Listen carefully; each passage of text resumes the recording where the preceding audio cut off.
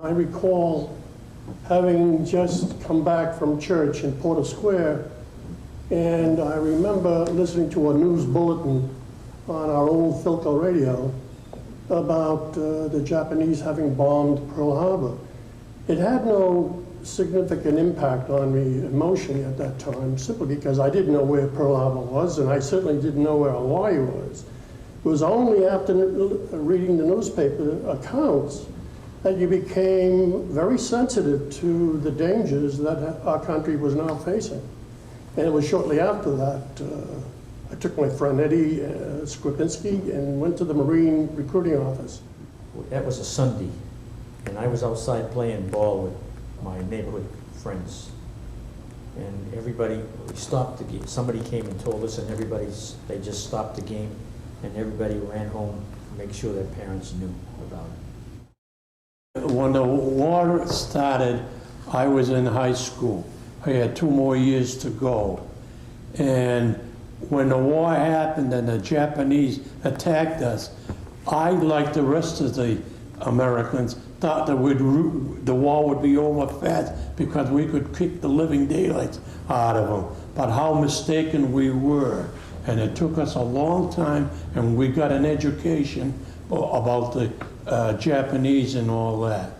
High school, we had a meeting in the Watertown High School auditorium, and we listened to President Roosevelt give that very famous Day of Infamy speech, which was very impressive. In 1941, I was 19 years old, and I was in a car, and I heard it on the radio, and it didn't, of course, it was a terrible thing, but it didn't change my life at all. I was a young kid and didn't give it much thought. It wasn't until later on that we realized the seriousness of it and the fact that we were going to have to go and put our lives on the line. And that's all there was to it at the time. I was only 14 years old on December 7th, 1941. And I remember my father and my uncle and I had a habit of going into downtown Boston after church every Sunday, and that's where we were. We were at the movies. I was selling newspapers at the Boston Lying-In Hospital in Boston, and the full impact of it was Monday morning when they had the newspapers, and they sold out so quickly. Everybody was in shock. They wanted to read the papers. Where is this place called Pearl Harbor? Very few knew where it was, a place called Hawaii. And I was late for school that day because I would sell the papers and then go down the street to Huntington Avenue to get on the trolley to take me to Mechanic Arts High School. And that's the memory I had of that day. Down below decks, I couldn't believe it. There were men crying over news, crying over. They all had served on those ships that were at Pearl Harbor at that time. And we turned around and came back to Pearl Harbor. It was quite a sight. We were all quite stricken by the condition of the ships that had been intact. Nothing seemed to be funny anymore. Everyone had become quite serious. I was in the 25th Ordnance Company, and I served in the Pacific Theater from 1943 to 1946. And I served in the Navy from 1943 to 1946 and was stationed in Newport, Rhode Island for a period of time, and for a period of time as out at sea in the South Pacific. And I served from 1943 June till 1945 December. In fact, it was December 30th when I got discharged. And I served in the European Theater of Operations. And I have 4 battle ribbons. I mean 5. You missed 5. Okay. And I enlisted into the 101st Airborne, but I ended up packing a rifle. I enlisted in 1942 October, got out in February of 46. I served in the Army from July of 1945 to October 1946. We were among the first to go overseas to relieve the combat troops, and I served in Germany and Austria. I was with the 452nd Bomb Group B-17s. I served in the United States Navy from 1940 to 1947.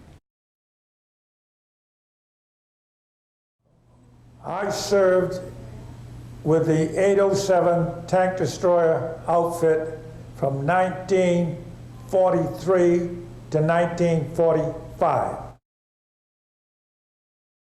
I was with the 299th Ordnance Maintenance Company.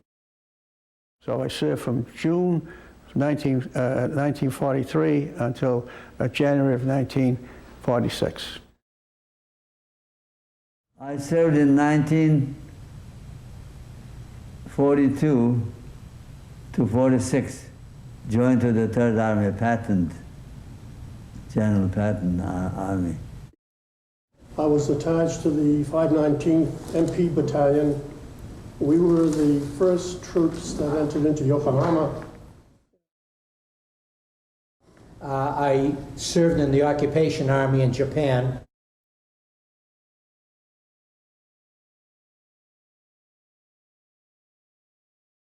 Who knows what fate may have in store for us? I left for the service July 7, 1943.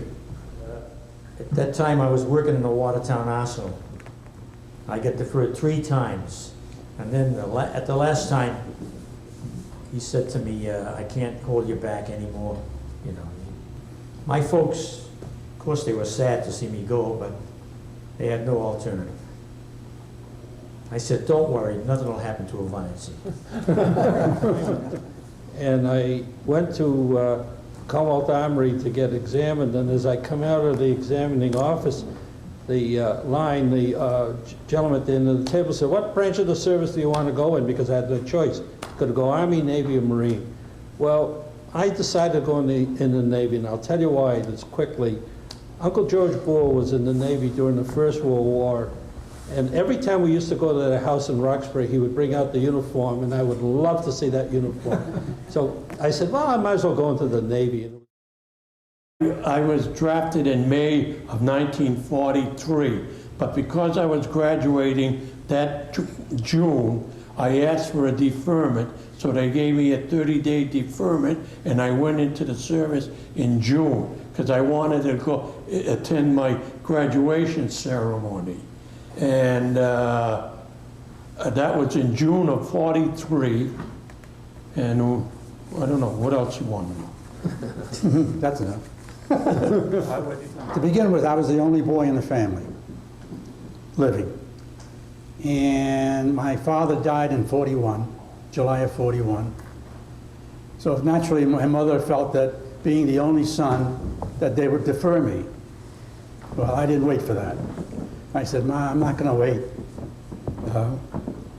for draft. I'm going to enlist. And the reason I wanted to enlist was, at that time, I was in the auto mechanical phase of my life, and I felt that if I got into the Army Air Corps ground crew, I would learn airplane mechanics, and that would be a future for me if everything went well. I enlisted into the Air Corps, ended up basic training in New Mexico, and packed a rifle. My mother passed away when I was 7 years old, so it was just my father and myself living with my maternal grandmother. And my father, when he escaped the genocide in Armenia and came here, he served in the U.S. Army for a while. So he was very supportive. When I was 17 years old, February of 45, I enlisted in the enlisted reserve.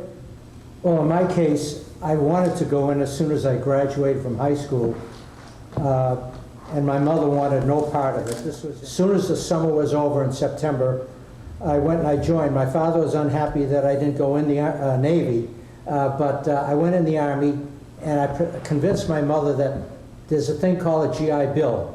That'll make it easier for me to go to college, and it did. My friend and I decided on the spur of the moment to enlist. in the Marines. And we went to the Marine recruiting office, and they were all full up. So I had seen an Army recruiting office on the other block, so I took Eddie and we went in there and we enlisted. They put me on a bus and they sent me to Winthrop. I was not able to call my mother. She had no idea for 3 days what had happened to me until an Army private appeared at the door with a box of my clothes. And my sister tells me she darn near passed out, not knowing what had happened to me. So prior to going to Fort Dix, I was able to call my mother, who was very unhappy with the situation, as you can well imagine. I was 21 when I enlisted with the USS Meredith. It was the first ship that I went aboard. She was commissioned in Boston. She was a wonderful ship. She had a wonderful captain and a wonderful crew. Came aboard, confused bunch of sailors, bunch of young sailors. I left my mother at home, and I went into Boston at the Commonwealth Chevrolet building, and that's where I enlisted. I went home after I had enlisted and told my mother that I had joined the service. Then she started to cry. Here she was, a woman with 2 sons, and both sons are in the service. And there she is home, all alone. Jimmy was younger than I was, and he was so excited when this war came, and everybody was volunteering. And Jimmy wasn't old enough. He had to have my mother and father sign to let him go into the service. And as much as they didn't want to do it, they did it because they knew that there would be no peace until he went into the service. He was a young man that was full of enthusiasm about anything that was happening around him. And I had just had my son, he was 3 months old when my husband received the greetings. We had to break up our home. I had to go back to my mother's with my son, and my husband went to the service. We all went to Watertown Square to the town hall, and all the Armenian mothers with their sons, their young sons, several boys, a lot of my husband's boys that he knew from Watertown. They all grew up in the same neighborhood. At that time, it was Polly Marsubian, Bill Ishkanian, one of the school teachers, John Harris, Martin Sabunjan, Gunnar Shakamian, and Tarako. They were maybe about 12 or 15 from Watertown that were in the same company. My husband was 31 at the time, and he was drafted, which was a shocker for us. The buses were all lined up, and all the fellows were getting on the buses. The mothers were crying. Everybody was crying.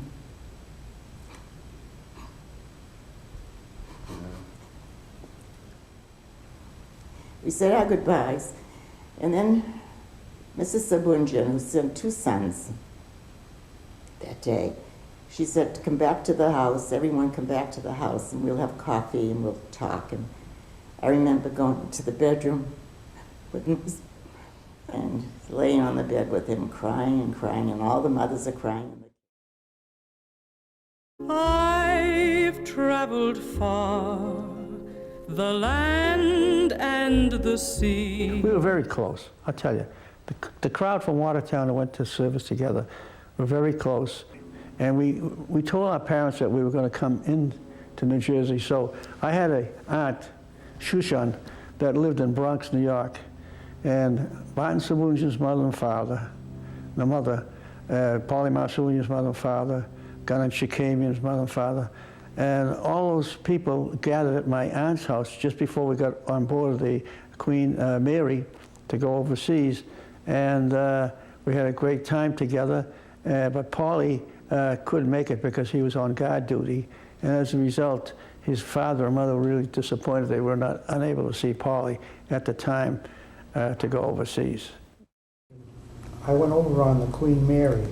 During the day, I used to go out on the deck and watch the way this ship was going. And it's the same way. We went over without any escort. And while I was going, it never went straight. It went like this, you know, to dodge. Supposedly it takes so many minutes for a sub to get a beat on the ship. And we went like that all the way over. We came on the remains of sailors that had abandoned the ship that had been torpedoed. Her name was the Empire Wave. And a number of them had passed away, and we took them, and they were tied to one of the decks. We had the bodies lashed there, and I remember I used to look down, and the waves would come in over the side and wash down over the bodies and wash away. I went over on a luxury liner that was captured by the United States. It was an Italian luxury liner. The place stunk so bad, you were down in about the fourth hole, all the way down, fourth. I took my barracks bags, put them up on deck in a little niche like this, you know, small place, and left them there. And I'd sit on the floor, and that's where I slept. That morning, noon, you know, at night. I went overseas on the original Queen Elizabeth. That's that large luxury liner. Now, the Queen Elizabeth had 12,000 troops in it, plus personnel running it. And the thing that amazed me about the Queen Elizabeth, she went from New York, okay, to Greenock, Scotland, or Glasgow, Scotland, unescorted. And I was amazed. And the reason for that was she was the fastest ship afloat. And that's why she didn't need an escort. And I was amazed. They would have half you sleep in the cabin and pack like sardines, and half the time you'd sleep on the deck. You'd swap one night below, one night above. But it was so, like Mark was saying, it got so rotten, if you want to say, smell. I stood upstairs, I said, hey, I'll take the fresh air any day. They put us on a troop transport, which is not a very large ship. Probably should have maybe 400 or 500 people on it. We had like 2,500 people on it. So what they did, we got on board. I remember carrying my bag and my mandolin. I had my mandolin with me. And we come downstairs, and I ended up on the bottom of that boat. I mean the bottom. I was right here with the iron. And the iron, they had iron rails, railroad rails, put down there to keep the boat more steady. And I was in the fourth bunk up. And I threw my stuff up there, and I got into the bunk. The ship left, headed for Trinidad, and it was going to go to Tunisia. And they gave me, I'm in the boat. The boat left the dock. They weren't 2 hours out. I was already seasick. So now I'm sick in my bunk, and the next day they give me guard duty, and I'm up in the front of the ship. Yay! Like this. And I'm ready to throw the rifle overboard and jump myself because I'm dying. And that's where I ended up. I ended up back in the bunk, and my buddies were bringing me oranges and apples, and I lived on that for about 7 days. We were aboard ship coming over the English Channel, and all the fellows were playing poker, and I had lost maybe $10. And I went over to Paul. I said, hey, Paul, give me $10 and I'll give it back to you next month. He said, yeah, I'll give you $10, he said to me. Yeah, he said, he got a match, he lit a $10 bill, and he threw it overboard. He was a comedian, and he was an entertainer. And I can never forget, as the boys were describing, the bottom bunk was about this far off the floor, and there were 3 above that, 4 altogether, and supported in the middle by a pipe.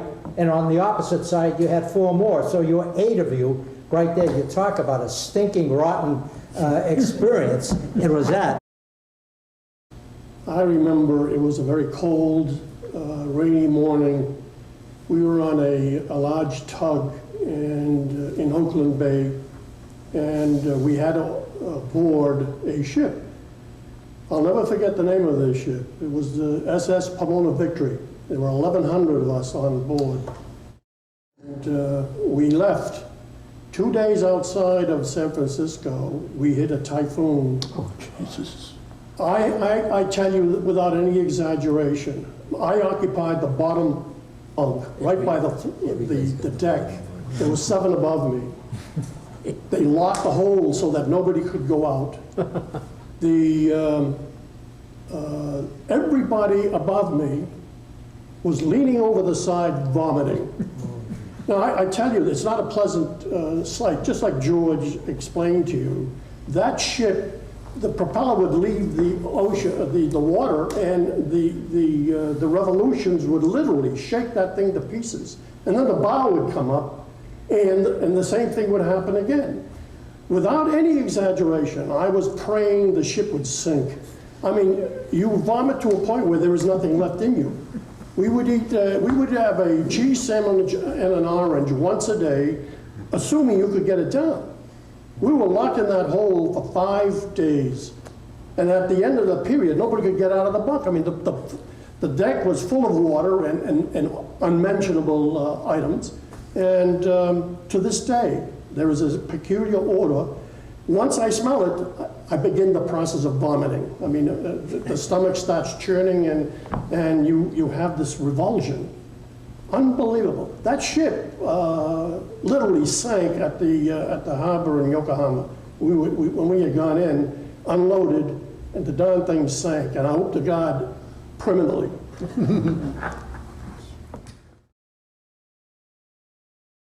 Come give me your hand, for I love you, dear. I wrote every single night. I would write and sit down and tell my husband about Ronnie. It would get so that my neck would be killing him. I remember my father getting angry at me and saying, "What are you writing every night for? Why do you have to write every night?" Because I just sit there in the dining room. I remember sitting there at the table and just let him know, just went on, whatever went on that day at work, and then whatever Ronnie was doing as he was growing. And I got emails from him constantly.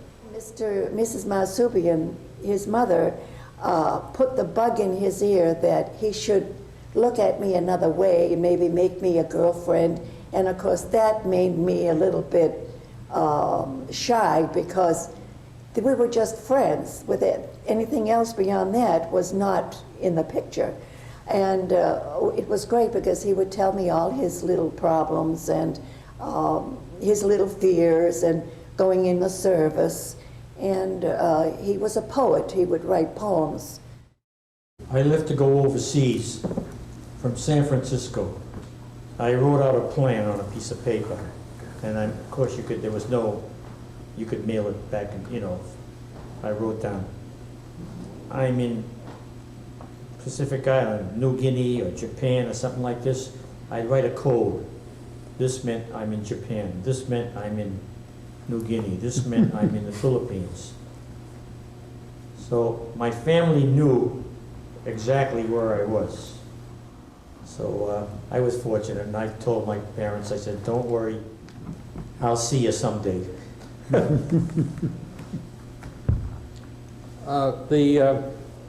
The correspondence that I had going was with members of the church family, cousins and friends, and some high school friends. But my mom would write, and some of our church friends would write to me, and my brother and whatever. So I had a lot of correspondence going. And everybody looked for mail call. Mail call was a great time. Oh, geez. If you got mail from home, no matter what it was, that had a priority in my mind. So I think it might be the same with these fellows too. At that time during World War II, there was what was known as an email. What was it? A self-contained envelope. You wrote on the inside, and then you would seal it and mail it. It's one sheet of paper. And I had a twin brother, and I also had another brother at the CBI, and I'd correspond. And like Dick was saying, you look forward to the mail regardless whether, it was from home or for somebody you knew. What about the Did you ever write to Pardon me? Did you ever write to Betty Grable? Yeah, I did. I did. In other words, we were in France, and I wrote.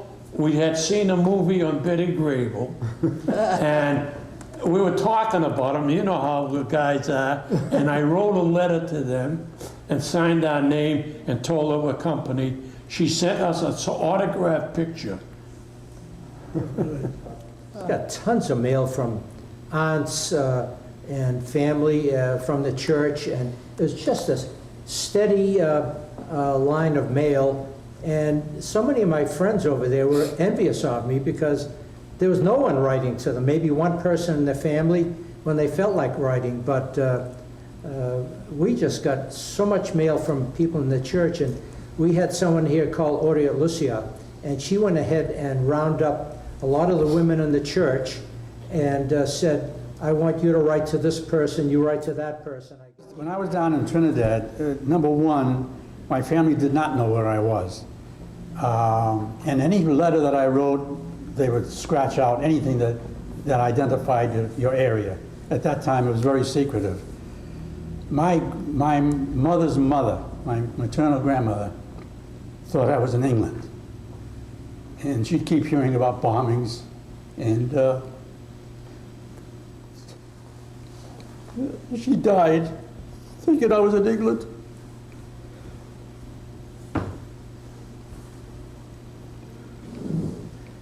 I never was able to tell my parents where I was. I'm just a fellow on a furlough. You know, I felt as though I was 20 years old and I wanted to do something too. My brother was in the service and I wanted to do my bit. So my boss told me that there was this airplane spotting that they did in Boston. They were watching all the planes coming in and out of Boston and out of the country. And he said, you'd be good at that. He said, why don't you apply? So I did. And I went to Scully Square, where the New England Telephone building was there.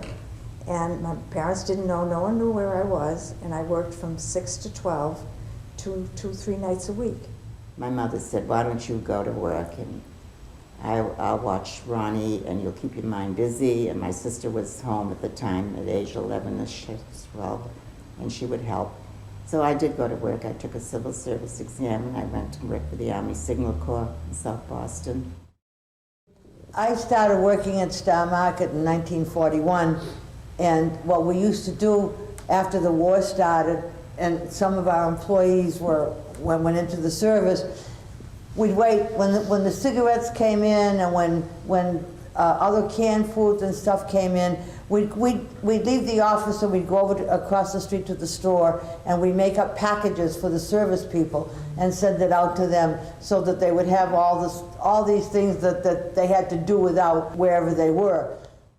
And I was working in Boston in the now Wayne Center Metropolitan Building, and every lunch hour all the girls would go to the Common, and that's when they had the buddies clubs. Oh yeah. Mm-hmm. And we'd go there and sit and talk with the fellows, take pictures with them.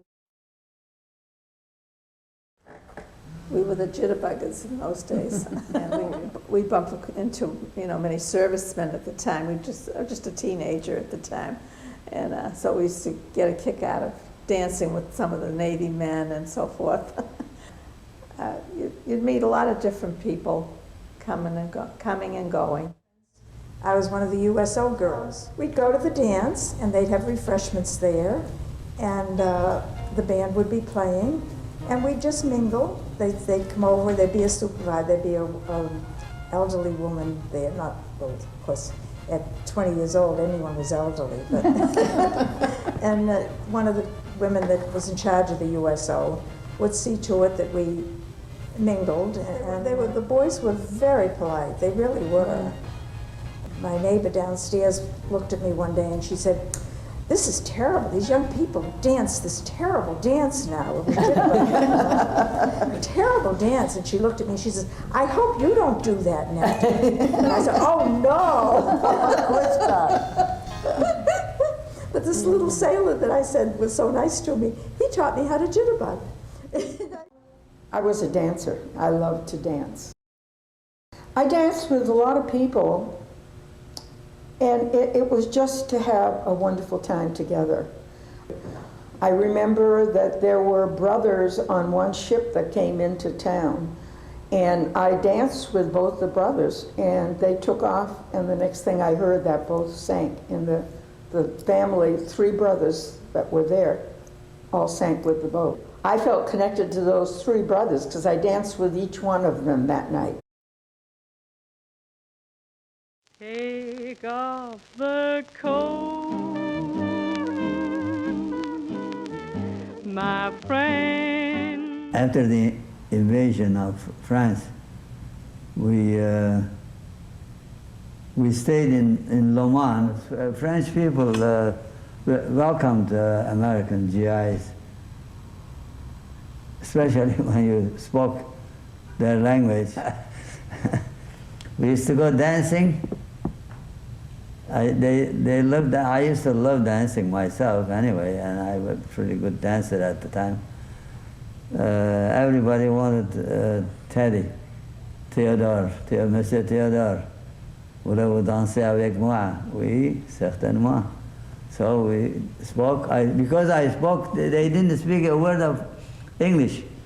But the dancers, they used to love dancing, the young girls. Girls are pretty, at that age when you're 25, 30, 31, everything looks pretty. They used to ask me to their home. They would do a nice cooking. They said, please come over for dinner. They offered me their bicycle to go back and forth.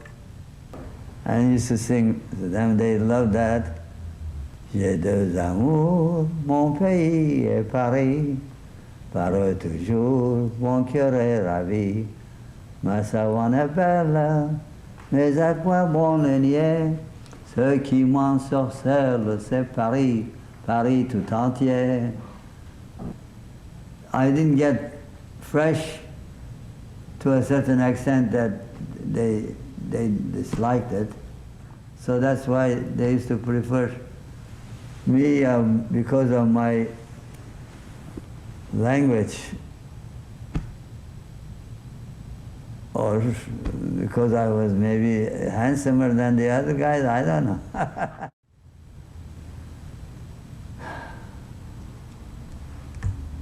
Those are old memories. It's all gone.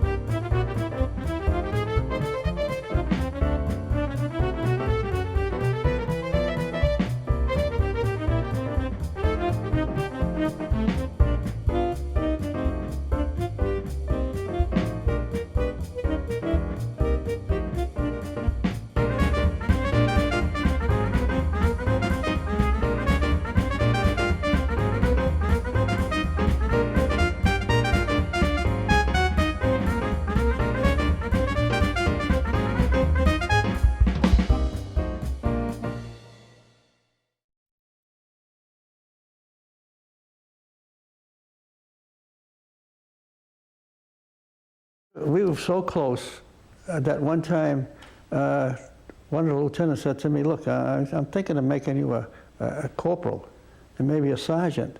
I said, oh, that's wonderful, but he says, you've got to kind of stay away from those guys from Watertown. I says, I can't do that.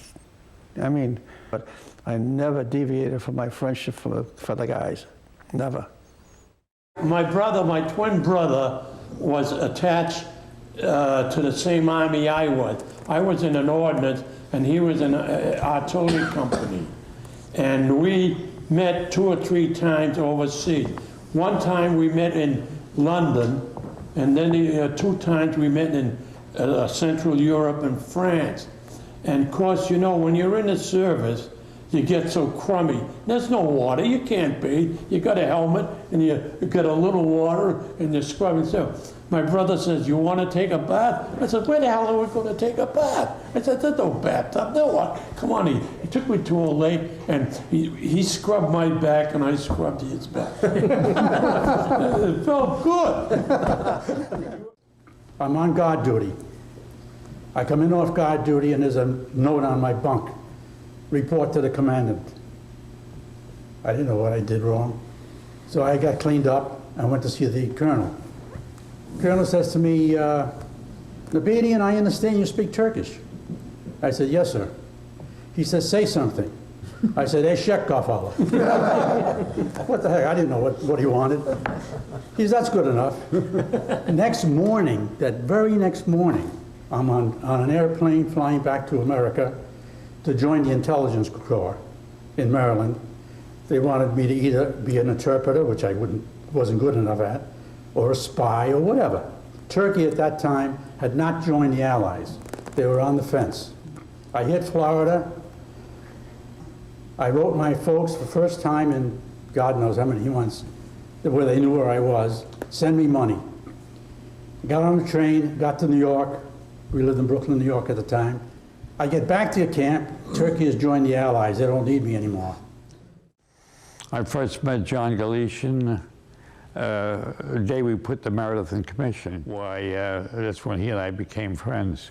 I used to have a habit of drawing, sketching out my fellow sailors. I see somebody and I just have an urge to put a pencil line around his face. John Galician and I had this thing going where we used to kid each other about our noses, and I had the advantage I could make a sketch of him and elongate it to my heart's content. John became sort of annoyed one day and said, well, let me make a sketch of you. So he did, and he delighted himself to make a long-nosed sketch of me. And we were having a lot of fun, and we kept at it.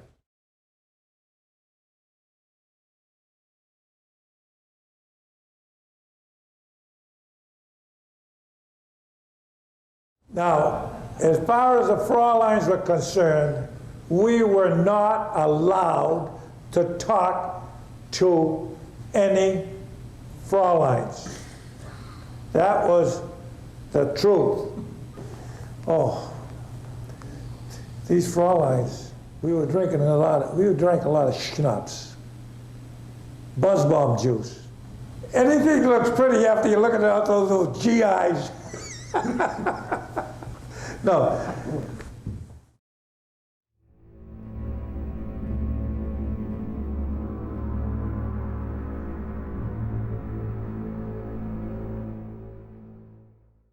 The attack was over 28 to 29 Japanese dive bombers drove on the Meredith and split her in half and sank her. It was quite a loss of life. My brother went in the service, and he was only 19, 20 years old when he got hit. And when she found out that he had passed away, my poor mother almost collapsed.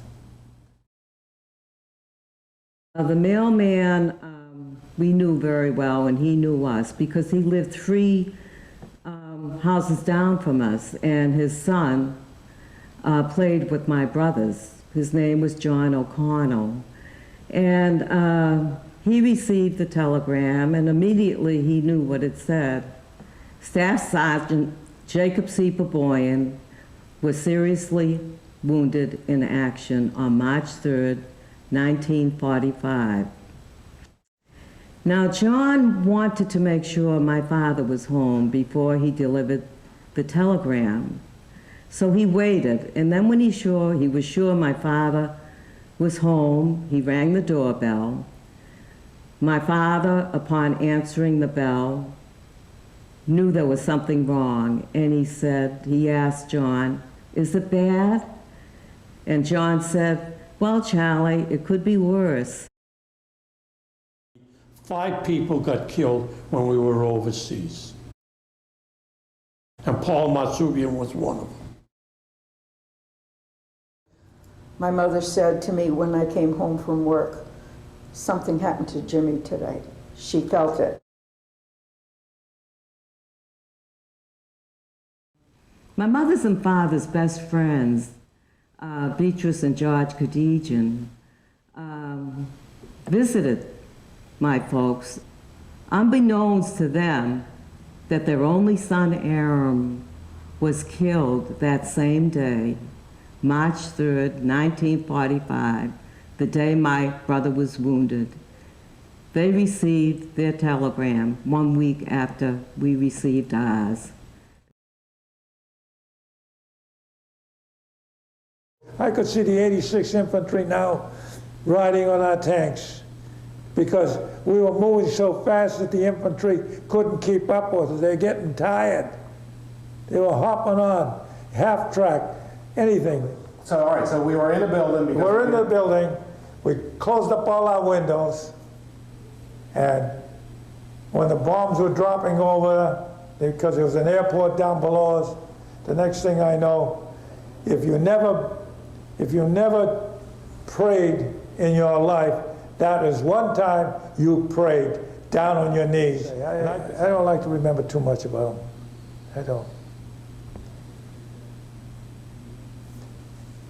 It's bad enough to think about it. For after 60 years, I'm trying to think what had happened there. Some of them, Jim Utley went, Blackie went, and Steve Duras and I were very close. Eddie Mazurik and I, we were very friendly. Some of them got bumped off. A bulldozer would come along, push them in a hole. That's it. That's it. You didn't know whether you're going to be alive today or tomorrow. But I say, like I said before, I live for each day because tomorrow might never come. I don't want to think about then. Okay?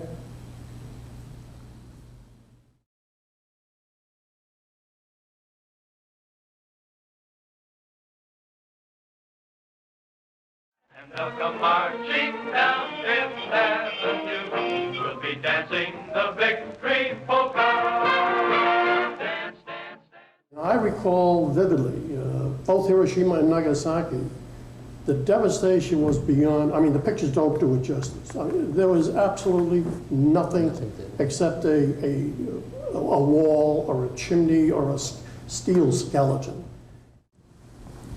I was on the ship going down. Like I said, we ended up going towards Trinidad.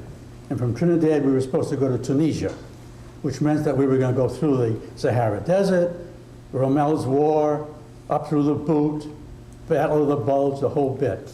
If I had made that trip, I wouldn't be here today. So we were just 2 days out of Tokyo, so could have been, if the bomb wasn't dropped, I would have been in part of that invasion forces. I may not have been here, who knows? When I got discharged, I was standing in Oakland, California, waiting for the train to take me south to Los Angeles. And a fellow came up to me, an older fellow, and he said, "Excuse me," he said, "Are you Armenian?" And I said, "Yes." The man apparently was a very wealthy planter. He had vineyards and orchards and whatnot. And he said to me, he said, "John, why don't you come with me? I have a niece I want you to meet." And I got a little frightened, quite frankly. And I said, "No, thank you very much, but I want to go home. I haven't been home for a couple of years." And I'll never forget that first visit we had. The whole family was so excited because we were to see Jake for the first time.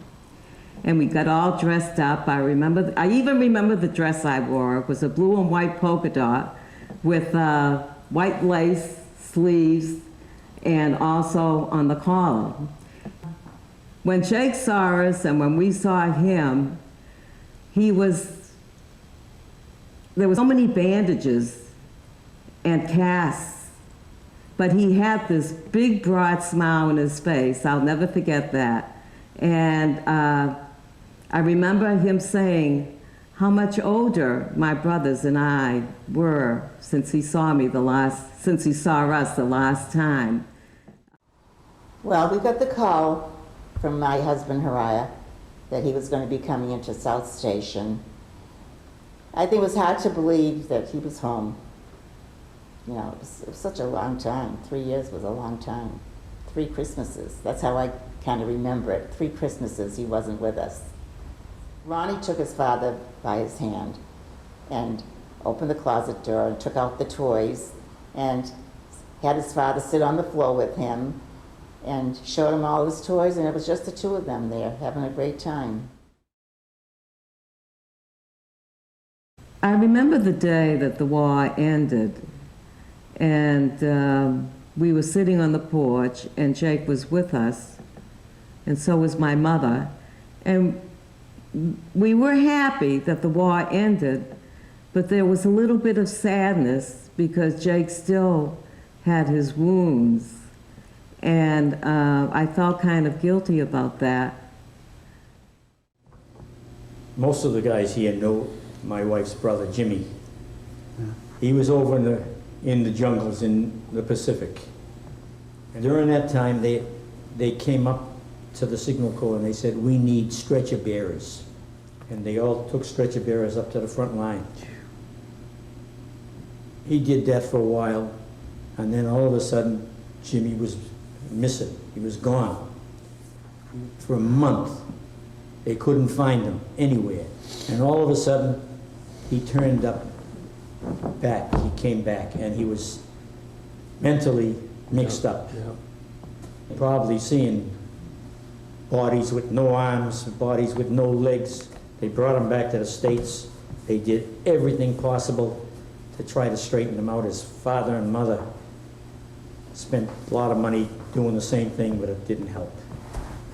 He ended up in the VA hospital in Bedford. In Bedford. He loved to play the guitar. And when they released him, one day he went into the sunroom because he could close the door and he could hear the music the way he wanted to hear it. And all of a sudden the shade went up like a shot. And he went right back to the same Jimmy that needed to be back into the hospital again. He never came home again. He always was in the hospital the whole time. My mother went to see him every single week, at least once a week, taking something to him and talking to him. And after my mother died, then my sister and I used to go with him. But by the time we went, as soon as we'd give him something to eat, he'd turn his face and he didn't want to even see us, you know. When we knew that he was passing on, we asked the minister to please come with us, and he did come. And he said, don't pray for me, it's time for me to go. He wouldn't let him pray for him at all that day. There's such a thing as survivor's guilt. You don't sleep at night. You get visitations you almost expect. It's a strange thing. You feel as though, you just feel as though you should have been there. I can imagine her, how many fathoms deep she is with fish swimming in and out. Even though it's been, what, over 60 years, it still means something to you. Still got to consider, I'm glad I had the life that I had.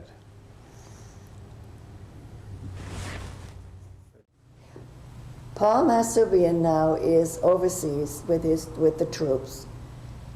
And his battalion split up. A few of the boys, and most of them were his friends from Watertown, Erdekian was one of them, they went into this home and they wanted to grab a good night's sleep, so he slept on a cot, and unbeknownst to him, there was a bomb, time bomb, that went off, and that's how Paul passed away. And his father wanted to have a commemorative mass for Paul in the St. James Church, and he tried to get me to get all the fellows together, and which I did. We got about 20 fellows together. And then he insisted that we all come to the house for dinner. and which we did.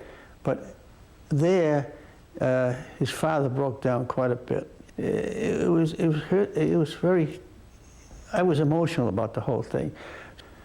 He was just a great guy. And boy, when he went, it was awful. It was awful. Paul Marsupian's father and mother, they could never accept his death. It was a wound that would never heal, they said. It was a wound that would never heal. After they found out that Paul had passed away, about 6 or 8 years later, they went to France and found the cross with his name on it, where the boys were buried.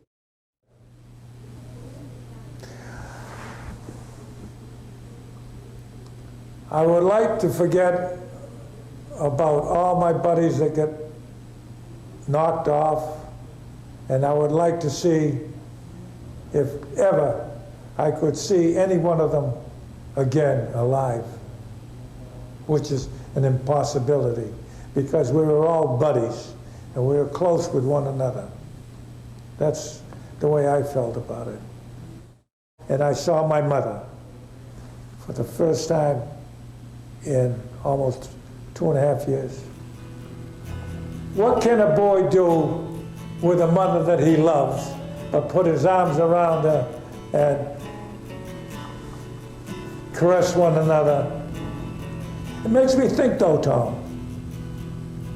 It makes me think of some of the things that we went through, you know. But I'm thankful for one thing, and that is that if my brother had not gone in to the service and they had taken me, it seems as though that he went down and I lived. So God was with me that part of the time. That's the way I feel. I'm fortunate. He went and I was saved. Because I could have been in his place all the time. That's my feeling. I never told my wife that. It's tough.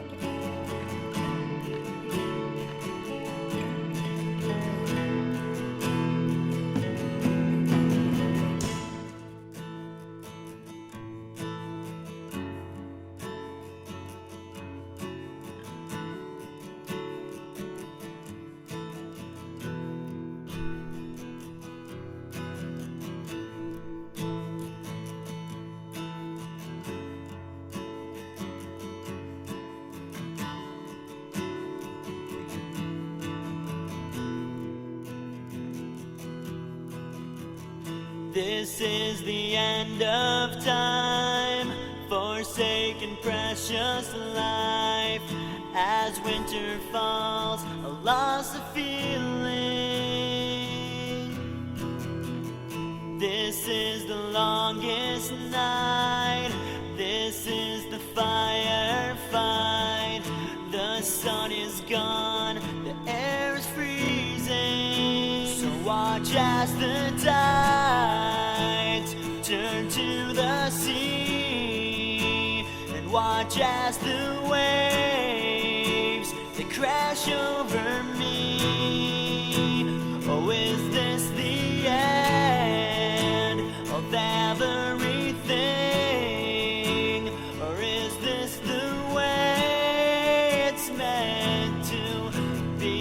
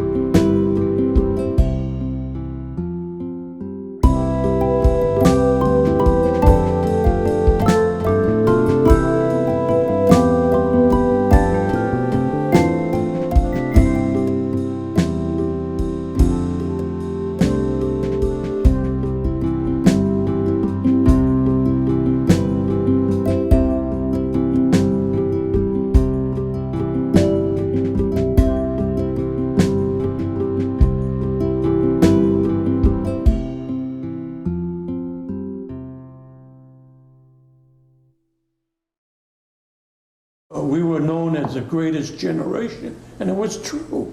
We came from a depression, went to school under the GI Bill, and you know, made the country.